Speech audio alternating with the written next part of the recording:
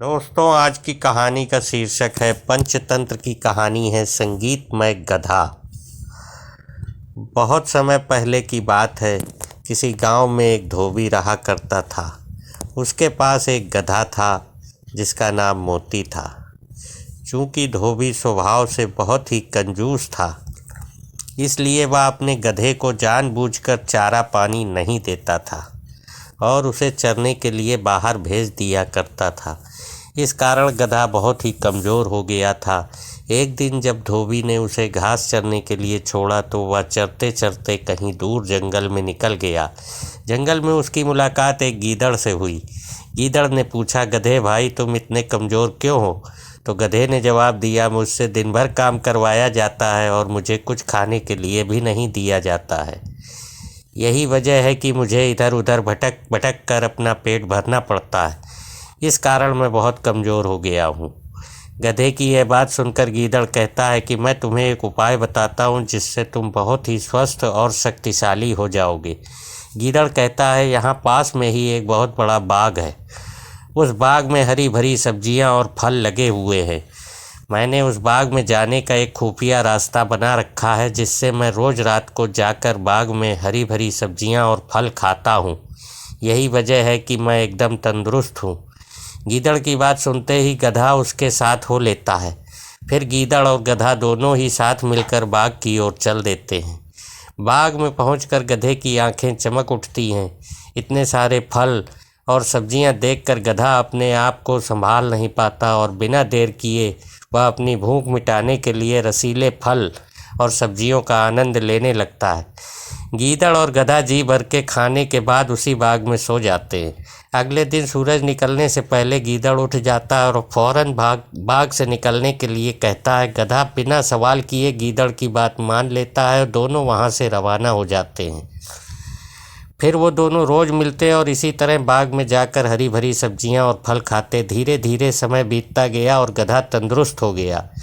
रोज़ भरपेट खाना खाकर अब गधे के बाल चमकने लगे थे और उसकी चाल में भी सुधार हो गया था। एक दिन गधा खूब खाकर मस्त हो गया और ज़मीन पर लौटने लगा। तभी गीदड़ ने पूछा, गधे भाई, तुम्हारी तबीयत तो ठीक है ना?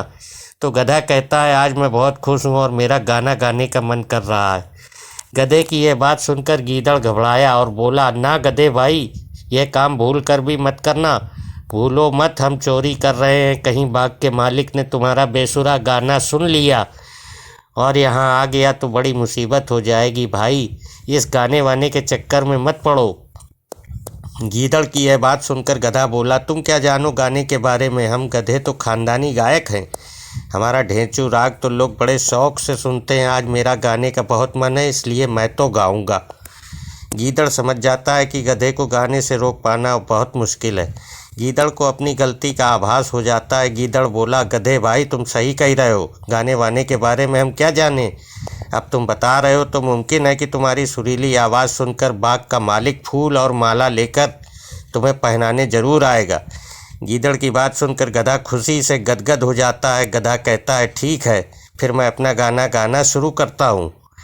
तभी गीदड़ कहता है, मैं भी तुम्हें फूल माला पहना सकूँ, इसलिए तुम अपना गाना मेरे जाने के 15 मिनट बाद शुरू करना।